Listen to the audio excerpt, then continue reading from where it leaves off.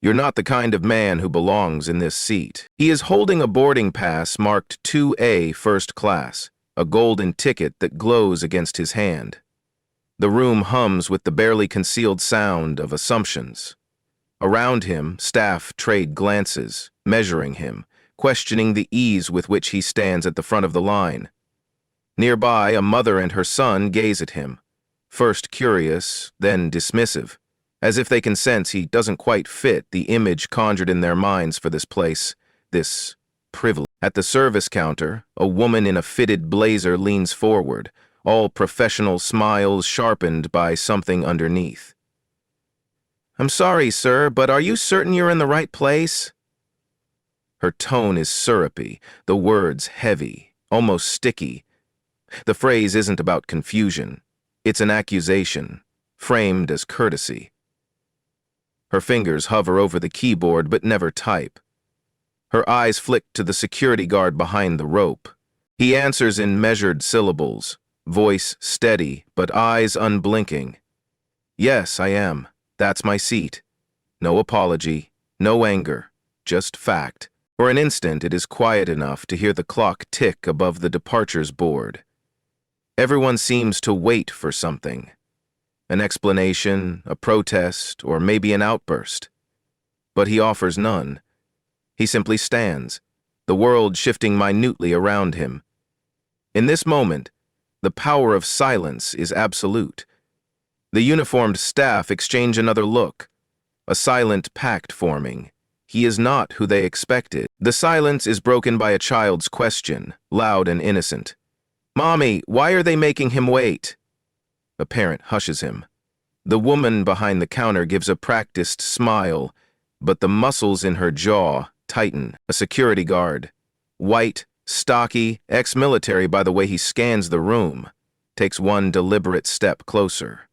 The message is wordless, but everyone receives it. He doesn't flinch. His gaze falls on the 2A etched in gold on his boarding pass, then up to the first-class lounge door just feet away. The velvet rope may as well be iron bars. Outside, a private car waits, the engine's quiet purr lost in the hum of the city.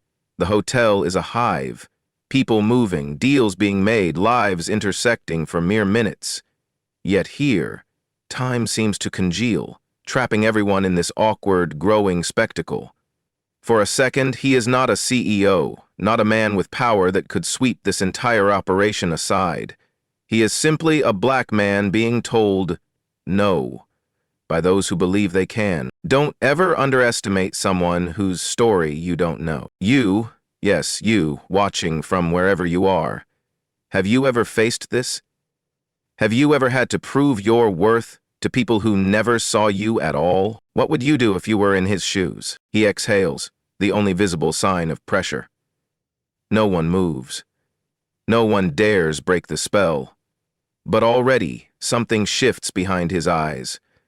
A promise, silent and unyielding, that this story is not ending the way anyone expects. Beneath the bright lights and marble, a reckoning has begun. This humiliation will not be the end of it. He enters the lobby quietly, every movement efficient, restrained.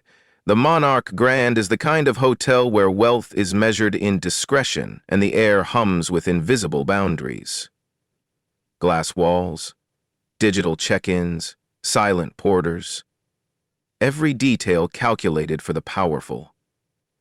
He navigates these spaces the way a captain steers through fog, with intent, absorbing everything. The receptionist is quick to scan his clothes, tailored but not ostentatious, and then his skin. Her smile never wavers, but there's a flicker in her eyes, a seed of doubt germinating with every heartbeat. Around them, other travelers pass, trailing cologne and ambition. A group of business people in matching suits laughs too loudly. A family with matching luggage is greeted with deference and warmth. But when his turn comes, the conversation chills. He presents his ID and boarding pass. James A. Harris. There's a flicker of recognition at the name, a tremor that passes through her features so fast he might have missed it. But she recovers, searching the screen, searching him. "And you're traveling alone, sir?" The question is soft, polite, but it carries weight. He nods. Yes, there's a pause. She hesitates. Then, "First class, Mr. Harris? May I—" She doesn't finish the sentence, simply lets the implication hang. She taps at her keyboard far slower than before. Her supervisor lingers in the periphery, watching. The seats in the waiting area are filled with faces that glance up, register him, then look away. Some embarrassed, others indifferent, one or two openly judging. Behind the counter, the staff exchange a whisper. One mutters, "Is he?" and the other shrugs, not quite meeting her gaze. Harris stands there, aware of every eye, every measure. He sees a middle-aged man with a Harvard pin getting a bottle of water delivered to his table without asking. Two staff members rush to help a blonde woman struggling with her suitcase. But Harris's requests are met with thin smiles, gestures towards the self-service kiosk.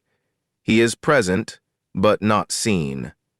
Visible, but not welcomed. A father and son cross the lobby. The boy stares openly. "Dad, he looks important. Is he a basketball player?"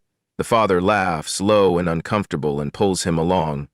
Meanwhile, in a glass-walled office just off the lobby, the hotel manager, Delacour, watches the security feed. "Keep an eye on that one," she says to her assistant. "We don't want any scenes in the lounge today. The board meeting's at 3. No surprises." Her assistant, eager to please, nods and jots a quick note. They talk in code, but the message is clear. Certain people attract attention, and not the kind that the Monarch Grand prefer. James remains at the counter. Every second, a fresh test. He's holding the ticket to 2A, the seat that's supposed to be his, a symbol to him, not just of status, but of survival. This is a place where power is announced in whispers, where the cost of entry is being invisible until proven otherwise. He checks his phone. Notifications flicker across the screen. Market updates, a security alert from his company, a calendar reminder. Everything in his life is high-tech, encrypted, layered with firewalls and protection, but none of it shields him from the doubts in these people's eyes. The receptionist finally hands back his documents, her voice clipped. "Please wait in the lounge. We'll call you when we're ready for you." She's already looking past him to the next guest. Her smile for the elderly white couple behind him is warmer, almost genuine. He steps away, pausing just long enough to notice a woman on a nearby couch filming the interaction on her phone. She raises her eyebrows at him, a silent question, "Are you okay?" He nods, giving nothing away. Inside, James feels the pulse of tension, the cold knowledge that this is not about him personally. It is about everyone who looks like him, who's ever been told to wait, to explain, to justify, to lower their eyes, to stay small. It is about the ritual humiliation that comes in so many shades. He finds a seat by the window, facing the vast city beyond. The day is bright, the world outside rushing forward, unbothered by the dramas playing out behind glass and chrome. But here, inside, James sits in a storm of assumptions and silent verdicts. In the manager's office, Ms. Delacour checks her tablet, reviewing the guest list, frowning at the name she doesn't recognize but feels she should. She leans toward her assistant. "Just be sure he doesn't cause trouble. We're not taking any risks before the board arrives." In the lounge, a server offers water to every table but skips his. The unspoken message is everywhere. This seat, this space, this respect is not for you. James rests his hands on his knees, measured and calm. He's played this game before. He knows how easily it turns ugly. His silence is not surrender, but calculation. A hotel porter whispers, "Should we check his bags?" The supervisor nods, reluctant but firm. Better safe than sorry. Around him, the world keeps moving. Nobody notices the way his jaw tenses, or the way he watches every detail. How the security guard shifts his weight. How the manager's gaze lingers on him through the glass. The seed of bias, planted with a glance, watered with a word, is already growing into something that cannot be ignored. Nothing will ever be the same after today. The first confrontation comes quietly, almost by ritual. James stands as his name is finally called, boarding pass ready. The lounge hushes. All eyes follow his steps toward the dedicated first-class check-in. The hostess, a woman with porcelain skin and a diamond pin, greets him. Her smile falters when she reads his name again. She glances at her screen, then up at his face and back down, as if hoping something about his features will confirm or deny what her assumptions have already decided. "Mr. Harris, may I see your identification once more?" Her words float out, soft, wrapped in sugar but edged with steel. James keeps his voice low. "Of course," he says, producing the same documents he gave just minutes before. The people behind him shift impatiently. One man, heavy-set and red-faced, mutters about delays. A young woman with platinum hair lifts her phone, capturing the moment. The lens hovers on James, then on the hostess, then back to James. The hostess inspects the ID for an agonizingly long time. Her fingers brush the plastic, eyes squinting at the raised lettering, as if searching for a flaw. "I see. And your ticket is for?" she prompts, though the boarding pass sits between them, plain as day. "2. A first class," James replies, each word deliberate, measured, refusing to give her the satisfaction of a stumble. Her discomfort grows. She turns to the supervisor behind her, an older man with silver hair and a starched tie. Their conversation is just out of earshot but filled with urgency. The supervisor approaches, gaze sharp, voice lower. "Sir, we're just verifying some details. Please step aside for a moment." James's expression never changes. He steps aside, dignity unbroken, but inside, there's a simmering heat that could melt steel. His silence is a blade. The queue behind him grows restless. Someone whispers, "Why is he getting special treatment?" A middle-aged woman clutching a designer bag scoffs and rolls her eyes. "They always act like victims," she hisses under her breath. The hostess returns, her smile painted on. "Thank you for your patience, Mr. Harris. We're experiencing some technical difficulties with our system, but we should be able to resolve it shortly." James only nods. Every second stretches, as if the clock itself resists moving forward. From behind, the live stream continues, an invisible audience bearing witness. Someone in the lounge taps at a tablet, switching between social feeds and a camera pointed directly at him. In the management office, Ms. Delacour watches the monitors, frowning. "Let's just make sure this is handled by the book," she tells her assistant. Her voice is careful, but the tension is clear. This isn't about procedure, it's about precedent. James senses every stare, every withheld courtesy, every just one moment that's meant to buy time and send a message. You are not meant for this space. He waits, the seconds heavy on his shoulders. His phone vibrates with an alert. A news headline about corporate diversity, a cruel irony. Across the marble floor, the supervisor speaks to security. Their words are lost in the din, but their eyes are all for James. The air is charged, as if everyone is holding their breath. He meets the gaze of a young black staff member behind the counter. For a heartbeat empathy passes between them, a silent, painful solidarity. The supervisor returns. "We'll need to verify your purchase with the credit card you used, sir," he says, louder than necessary. James pulls out his card.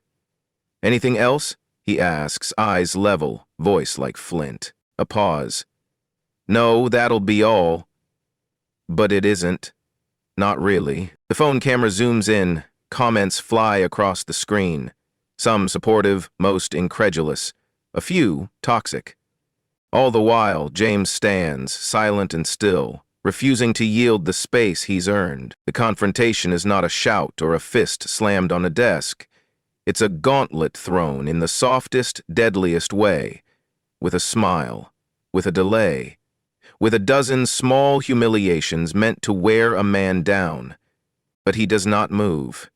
He will not move. Just as it seems they may let him through, the supervisor hesitates once more, eyes narrowing. "We'll call you when we're ready, Mr. Harris. Please wait to the side." The others pass him by one, pretending not to notice, pretending not to care. Each step forward is another reminder that in this place, in this moment, the rules are different for some. James closes his eyes, just for a second, summoning patience he's cultivated all his life. He will not break here. Sometimes, the worst wounds are delivered in perfect silence. Humiliation is never loud in a place like this.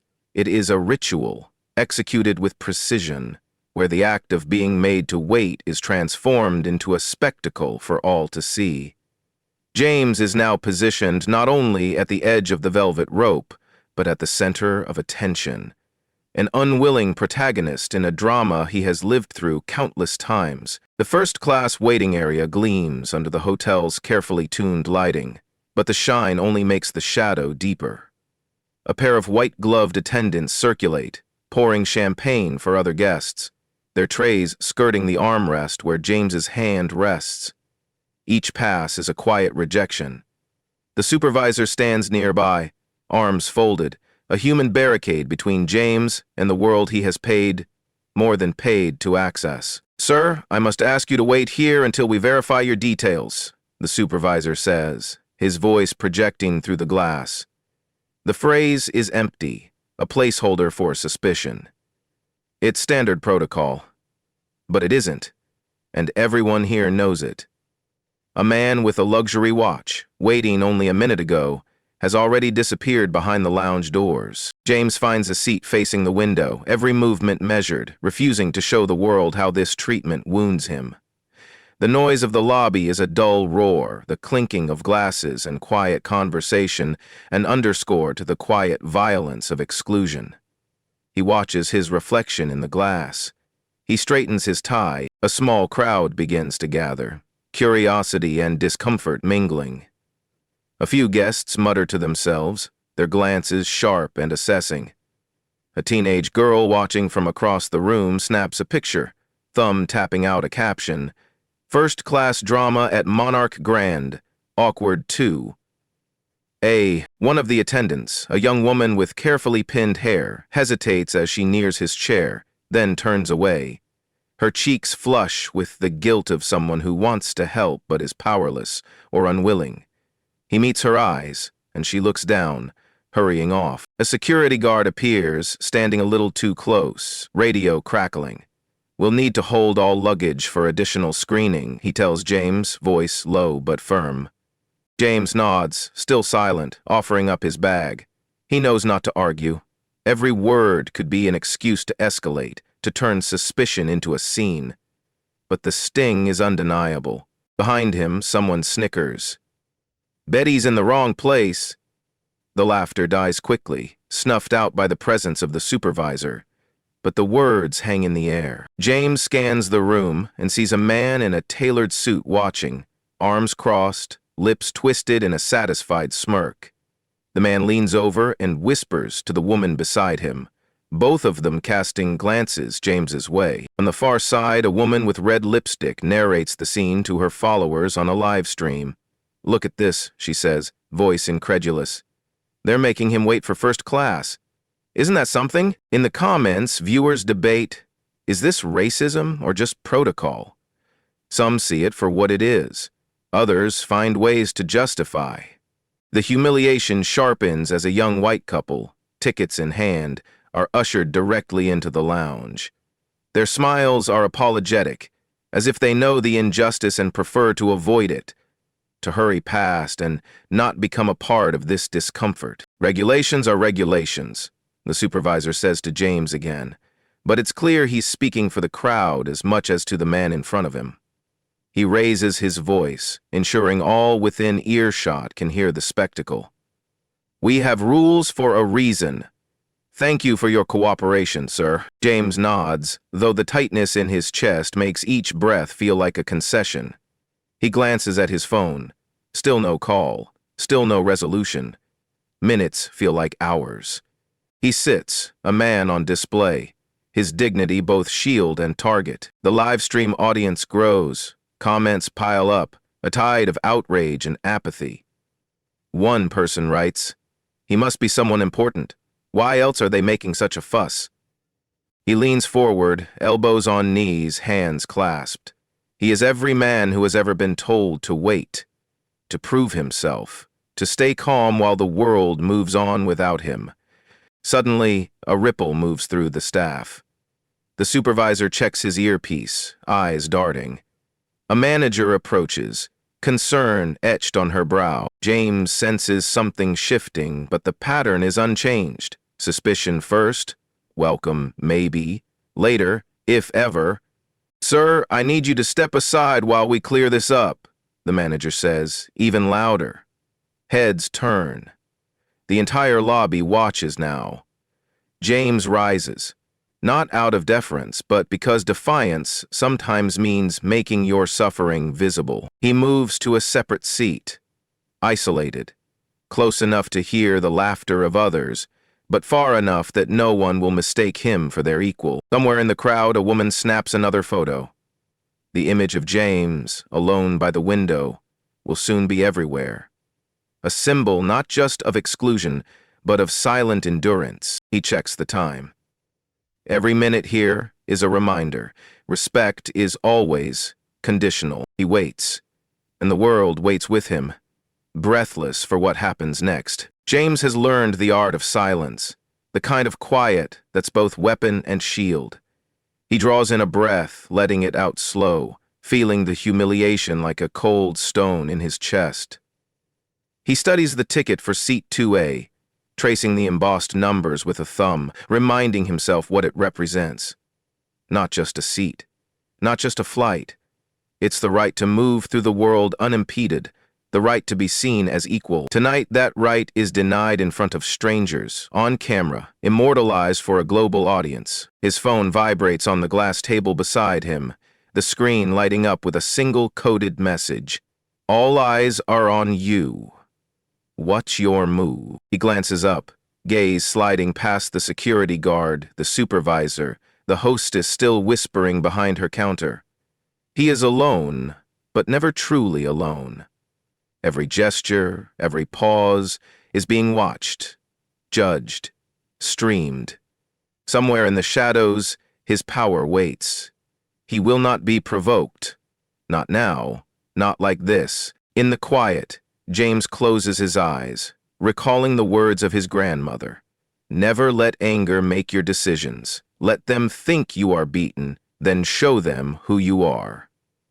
His lips barely move. He utters nothing, but something inside him resolves, sharp as crystal. He unlocks his phone, swipes to a discreet app. No logo, no name, just a pattern of dots. He presses his thumb, and the phone emits a faint vibration. A silent signal races out, carried on invisible waves. Inside the manager's office, Ms. Delacourte's computer chimes. She glances at a new email marked Priority. Her eyes widen as she reads, "Prepare for full audit. Ensure all actions are compliant. Incident flagged for executive review." James, still stone-faced, slips a wireless earpiece into his ear. He stares straight ahead. A voice, calm and measured, fills his head. "Alpha protocol is go. Do you want a clean sweep?" His reply is barely a whisper, lost in the hum of conversation. "Not yet. Wait for my word." His right hand tightens around the handle of his bag. He straightens, rolling his shoulders back. The badge of patience is heavy, but he wears it with intention. He rises and crosses to the panoramic windows. He looks out at the city, lights flickering in the dusk, then glances down at the waiting car, headlights trained on the entrance. The security guard watches, expecting anger, waiting for an excuse. He gets only silence. James lifts his phone again, taking a photo of the empty lounge beyond the glass doors. Row upon row of seats, pristine and untouched, except for 1, 2A, reserved, untouched, forbidden. He texts one line to his assistant. Eyes open, stream everything. Back in the lobby, tension ripples through the staff. One employee whispers, What if he really is somebody? Doesn't matter. We follow protocol, but what if? The supervisor's glare cuts him off. James sits once more, this time at a slight angle, where he can see every entrance, every face, every movement. He notes who lingers, who avoids his gaze, who films him, and who pretends not to notice at all. The air thickens.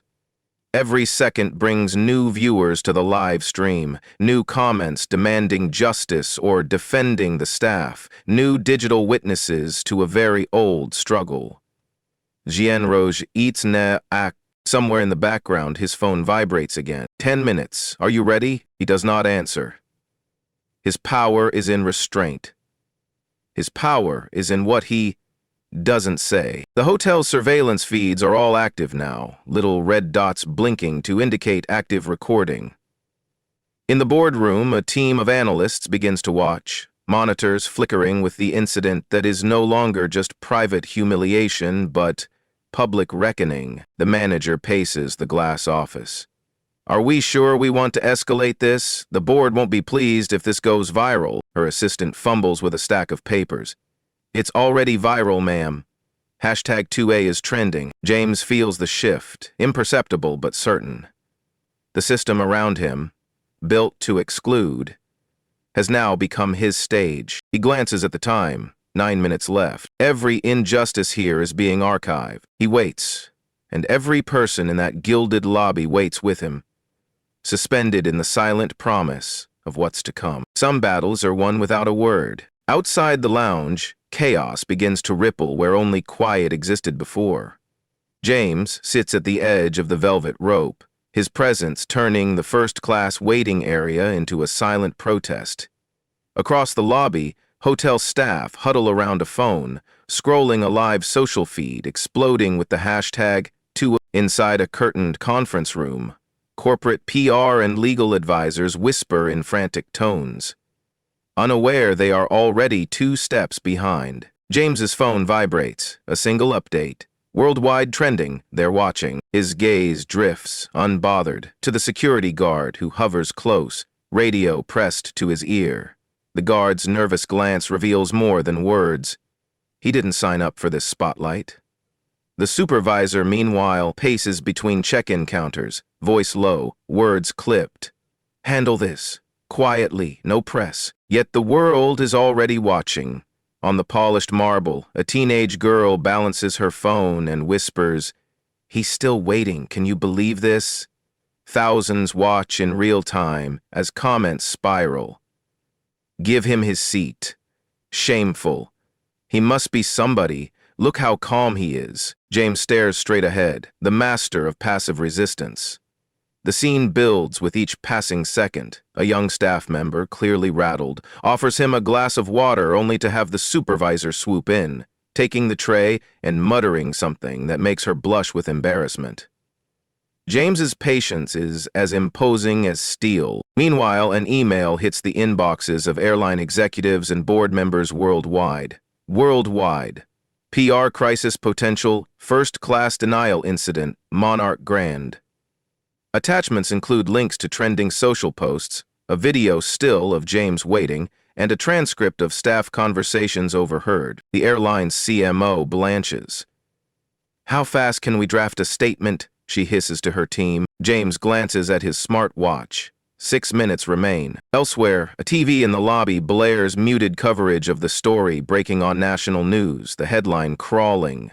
First-class exclusion at 5-star hotel sparks outrage. The faces of staff flicker with panic. The manager, Ms. Delacour, dials the PR hotline, her hands shaking. We need talking points. Now. The live stream surges, now approaching 1 million viewers who comment, screenshot, repost. The image of James Dean immobile, dignified, becomes a meme when they try to stop you, but you own the boardroom. Backstage, in an operations room, a technician's voice comes through James's earpiece. Your signal's strong. Board is ready for your move. Orders? Wait. James whispers, eyes never leaving the lounge. He taps a button on his phone. His team receives silent authorization. In corporate offices from New York to Zurich, alarms begin to ring. Digital, not physical, but no less urgent. Board members scramble, each realizing the weight of the problem. Down in the lobby, two men in business suits, a regional director and a risk manager, walk quickly toward the lounge. "Handle him gently," one mutters. "We can't afford a lawsuit. Not on camera." James checks his phone again. The time ticks over. 4 minutes. In the crowd, a woman tries to speak up. "He's been waiting almost an hour. This is wrong." Her voice cracks the stillness, but the staff hush her with practiced efficiency. James breathes in, slow and steady. He is a study in controlled defiance. The supervisor returns with a manager at his side, faces drawn. "Sir, thank you for your patience. We're doing everything possible to resolve this," the manager says, louder than before, making sure every witness hears the script. The comment section erupts. How many times can they say sorry without fixing it? James remains unmoved, a mountain in their storm. He offers nothing, no argument, no plea, not even a raised eyebrow. His silence is a language they have never learned to read. 3 minutes. The social media feed pulses with outrage. Brands issue generic apologies. Celebrities retweet the meme. James's phone glows again. "Ready on your word. Just say it." He glances down at his 2A ticket. The seat remains empty. An open wound, a challenge, a promise. His restraint is absolute. Justice is never rushed, but always arrives. 2 minutes. The clock seems to taunt everyone now. Staff, guests, live stream audience, even the marble statues in the lobby holding their breath. James's fingers drum a muted, measured rhythm on his suitcase handle, never betraying the pulse pounding in his veins. There is no apology in his posture, only a promise. "I am still here. You cannot unsee me." The energy in the room swells. The security guard's eyes dart from James to the lounge to his own manager, seeking cues for what happens next. The supervisor, trying to reclaim control, steps forward and addresses the crowd. "Thank you for your understanding during this brief inconvenience. We assure you everything will be resolved momentarily." But nobody believes him. The audience is no longer just present. They are active, invested, hungry for resolution. In the comments, a user types, "If I were him, I'd own this place by tomorrow." James's smartwatch vibrates with a discreet message. Board is watching. The CEO of the airline just logged in. He allows himself the smallest, secret smile. This is not arrogance. It's the calm of someone who has waited his whole life for a moment when patience becomes a blade. A new wave of guests enters the lobby. They see the scene, sense the tension, and choose their sides silently. A black couple catches James's eye, offering him a nod of solidarity. He returns it, wordlessly. Upstairs, in a locked conference suite, the airline's legal counsel reviews James's file. The realization strikes like thunder. He's not just a guest. He's a primary shareholder. We're in trouble. Ms. Delacourt, who'd hoped to keep things contained, now feels the floor shift beneath her feet. "What if he's doing this on purpose?" her assistant whispers. "If he is, we just handed him the match and the gasoline," she snaps, eyes glued to the news ticker now echoing the trending hashtag. Down in the lobby, a nervous employee tries again to offer James a drink, stammering apologies. The manager waves her off, still clinging to protocol over decency. James receives another message. Livestream hit 2 million. Camera 3, wide shot. He does not flinch. Now the tension is more than awkwardness. It is a storm front, ready to break. The supervisor clears his throat, reaching for one last scrap of authority. "Sir, are you sure you're in the correct lounge? Perhaps there's been a mix-up with your ticket." James meets his gaze, voice low and clear. "I'm exactly where I belong." His words cut through the pretense, sparking a quiet ripple through the crowd. For one heart-stopping moment, nobody moves. The world stands still, breath drawn. Then James's phone flashes one final time. It's time. He rises, smooth, unhurried. He leaves his bag at his feet, eyes sweeping the room. The velvet rope, the empty seat, the wall of expectation, all meaningless now. He glances once more at his 2A ticket, then at the supervisor, then at the hundreds of faces, here and online, bearing witness. They wanted him to wait. Now, the world is waiting for him. Sometimes, you win simply by refusing to disappear. In the instant James stands, a hush falls over the entire lobby. Even the clatter of glasses and distant elevator chimes seem to fade, as if the hotel itself is holding its breath. The supervisor takes a step back, momentarily unsure, but tries to recover with a brittle smile. "Sir, we're ready to process you now, if you'll just follow me." His voice trails off, confidence slipping. James's gaze flickers to the wide glass doors of the first-class lounge. Through them, the iconic seat 2A sits empty and untouched, a silent challenge. The image is already viral. The reserved seat, pristine and unclaimed. Next to it, a magazine turned to an ad for the airline. Experience equality in the skies. The irony is lost on no one. He takes a slow breath, leveling his shoulders, exuding the kind of calm that unsettles everyone around him. He walks, measured and unhurried, every eye tracking his steps. But before he crosses the threshold, the doors behind him fly open. Two executives, breathless, rush toward the scene, one clutching a tablet, the other speaking rapidly into an earpiece. The taller of the two, face flushed, holds out a hand. "Mr. Harris, I'm terribly sorry for any misunderstanding. Please, let's get you seated right away. There's been a breakdown in communication." His apology, offered in full view of the cameras and the audience, is as much performance as remorse. James pauses just shy of the velvet rope. He turns, regarding not the executive but the staff and guests. The people who watched, the people who waited for him to falter. His voice, when it comes, is even and low. "This seat was mine from the start. Your system simply refused to see me." The crowd murmurs, the words spreading like fire. The supervisor, suddenly aware of the eyes and phones pointed at him, shrinks into the wallpaper. Behind the glass, the manager, Ms. Delacourt, presses her lips together, watching her worst fears unfold in high definition. Her phone pings with another message. "All flights suspended pending investigation. Prepare statement." James's earpiece crackles. The voice on the other end is brisk. "All major shareholders are notified. The order stands. Full shutdown if you say so." He glances up at the security cameras, now blinking red, each a digital witness. He lifts his phone, taps the screen.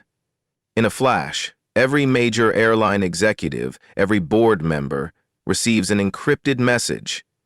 "Harris Protocol. Initiate review. All operations freeze until further notice." The supervisor tries one last time, desperation in his eyes.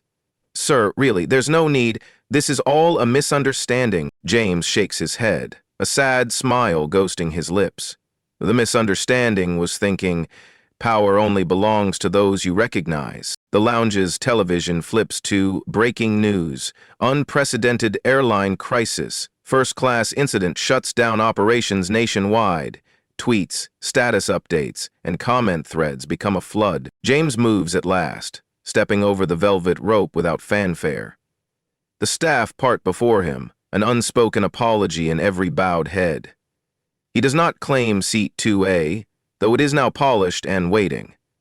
Instead, he stands before it, phone in hand, the world's attention trained on his silence. His restraint has become their undoing. Every screen in the hotel now glows with the headline. CEO triggers global airline shutdown after public humiliation. Behind him, executives scramble, staff whisper, and 1,000 live stream viewers type furiously, echoing a single thought. The seat you deny may be the seat you lose everything for. The screens flicker everywhere. Lobby, lounge, staff break room, even inside the elevators, broadcasting breaking news. All flights canceled indefinitely as industry reels from discrimination scandal. In real time, news anchors repeat James's name with growing awe. Investors and board members across continents check their phones, faces draining of color as the order hits their inboxes. Immediate suspension of operations. Executive review in progress. Await further instructions from CEO Harris. The hotel's mood shifts from smug order to freefall panic. Ms. Delacourte's phone buzzes with calls she dare not answer. In the center of the lobby, James stands tall, calm as ever, as executives in tailored suits rush to him, voices tripping over each other with apologies. "We'll do anything to make this right. Name your terms. This was a terrible oversight." A cluster of guests watches in silent wonder. The black couple who'd nodded earlier now share a glance, something like pride flickering in their eyes. The staff, so recently firm in their protocols, now avert their gazes, bustling in nervous silence, the script ripped from their hands. James's phone pings. Another message from his legal team. "Government inquiry triggered. Regulate is on line 2, live streams archived for evidence." He speaks quietly to the nearest executive, who can barely meet his eyes. Respect isn't a marketing slogan, it's a standard. Either you live by it, or you lose everything trying to fake it. The words sting. The woman flushes, nods, and disappears into a tangle of staff whispering urgent instructions. Review footage, update statements, delete incriminating emails. The lobby's newsfeed flashes again. Airline stock plunges 23% in first hour after shutdown. Panic snowballs across social media, with memes and hashtags surging. "To a justice," "Silent power," "Harris shutdown." In the midst of the digital storm, the image of James standing before the empty first-class seat becomes an emblem for something greater. Dignity in the face of contempt. Patience turned to action. On the other side of the velvet rope, a press conference takes shape in minutes. Journalists elbow for position, firing off questions. "Mr. Harris, will you accept the apology? Is this shutdown permanent? What would justice look like for you now?" James raises a hand for quiet.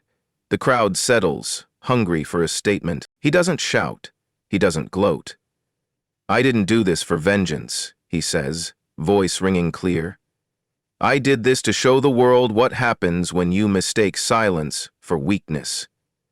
I did this for everyone who has ever been asked to wait while others walk right in." He steps aside, allowing the cameras to capture seats 2A, empty, untouched, a symbol both of exclusion and now of transformation. Behind the scenes, executives scramble to get legal on the phone, the board into an emergency video call, publicists drafting a script for a CEO who no longer needs their words. James turns his back on the seat, face calm.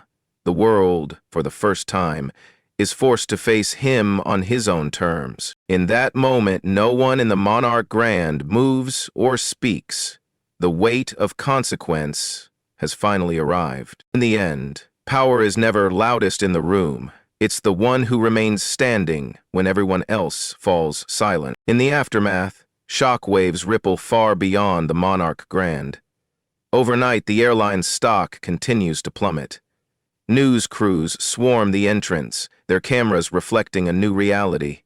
Every network replays the moment James triggered the shutdown, dissecting his every word and gesture. Legal teams scramble as lawsuits pour in from passengers stranded worldwide, investors demanding accountability, civil rights groups launching investigations. The airline's PR director stands before a crowd of reporters, sweating through his suit.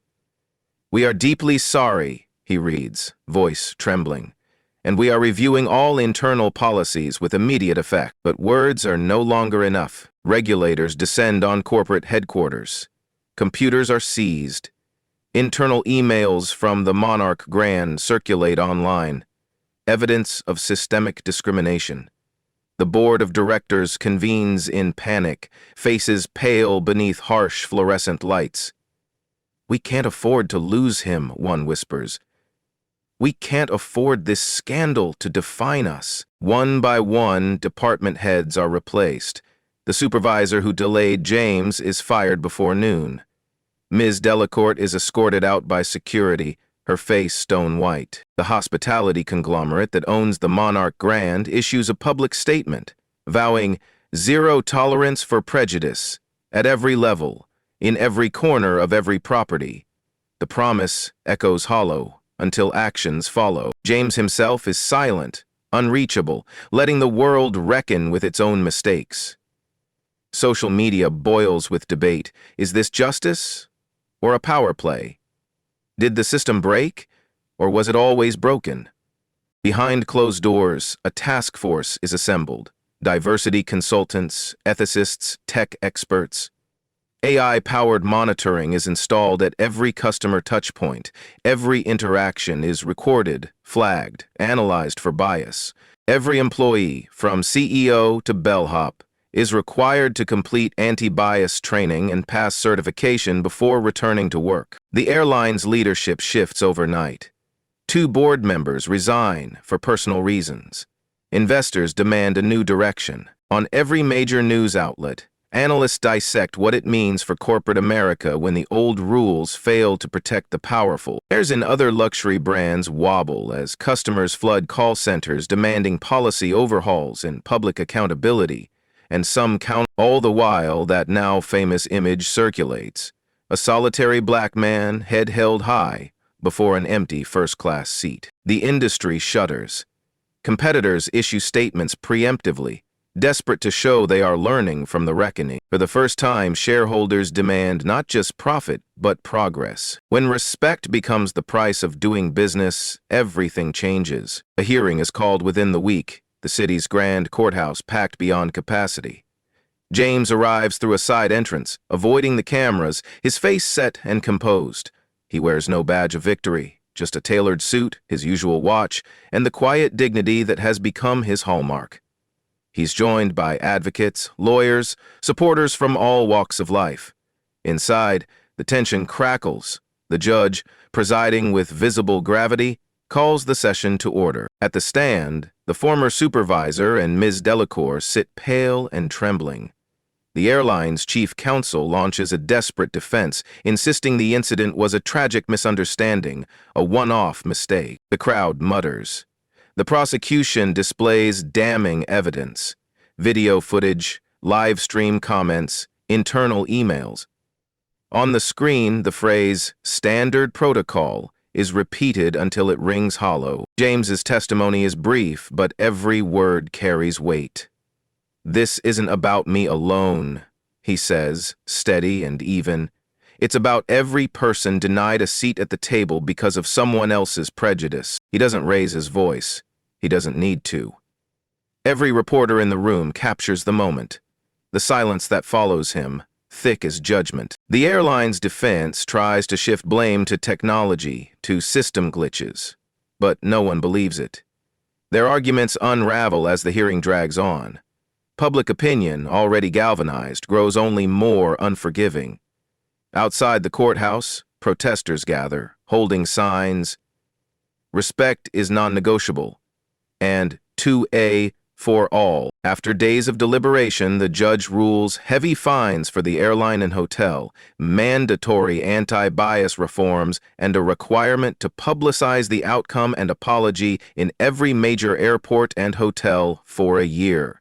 All staff implicated are dismissed. Compensation is ordered for every passenger ever wrongfully denied service for non-performance reasons. As the verdict is read, the crowd inside and out erupts in cheers.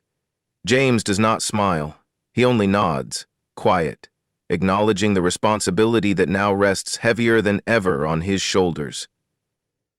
James ends his dissent with a remark, "There are 2 things." Afterward, journalists flock to him, desperate for a soundbite. He gives them only this: "True justice isn't a headline or a check. It's how we treat each other, especially when nobody's watching." He steps outside, greeted by applause and the flash of 1,000 cameras, but he keeps walking, untouched by the noise. When silence speaks, the world finally listens. Months pass, but the industry is forever changed. Airlines worldwide overhaul their boarding and service protocols. The Harris Protocol becomes law. No customer can be denied service or delayed without independent review, with every complaint logged and tracked. At every airport, AI-driven kiosks scan interactions for signs of bias, alerting supervisors at the first hint of discrimination. Employees at all levels undergo continuous training. Every customer can submit live feedback instantly, anonymously. The airline at the center of it all rebuilds from near collapse, embracing a new era of transparency. They offer public tours of their control centers, release annual equity audits, and open up hiring to a far broader talent pool. Their boardroom features a glass wall inscribed with the phrase, "Respect is not a luxury, it is a right." James refuses all interviews. He turns down honorary titles, awards, and lucrative book deals. Instead, he funds scholarships for underrepresented students and partners with advocacy groups to track industry progress. The infamous Seat 2A is preserved behind glass at a civil rights museum, a symbol of endurance and change. The Monarch Grand, too, is transformed. Every staff member now wears a badge with a single promise: I see you. They invite James to a reopening gala, offering him a permanent suite. He never returns. Instead, his legacy grows in the stories of travelers who are finally treated with dignity. In social feeds, the meme of his silent standoff is still shared, but now it's a rallying cry for systemic reform. Travelers enter airports and hotels with new expectations and a knowledge that this time their voices will echo all the way to the top. Progress is built on what we refuse to accept and what we demand, quietly but relentlessly, to change. At sunrise, James walks through the lobby of another city, anonymous again. The world spins on, but in every airport, every hotel, his presence lingers, a promise that silence, when harnessed with intent, can bend the course of history. He pauses by a window where morning light pours over rows of seats, none marked, none reserved, all equally open. He leaves a single note at the reception, scrawled in precise script: "Silent power is the strongest power." Behind him, the infamous Seat 2A now sits on display in a museum, sunlight falling across its armrest. A small plaque reads, "Here sat the world's demand for respect." The story is not just James's now. It's in every guest who stands their ground, every staff member who chooses decency, every executive who realizes that quiet can be the most disruptive force of all. His phone buzzes one last time. A message from a young employee at the Monarch Grand. "Because of you, I believe I belong here." James smiles softly. He slips his phone into his pocket, steps outside, and lets the doors close behind him. Real justice does not require an audience. It demands a conscience. Silent power moves the world.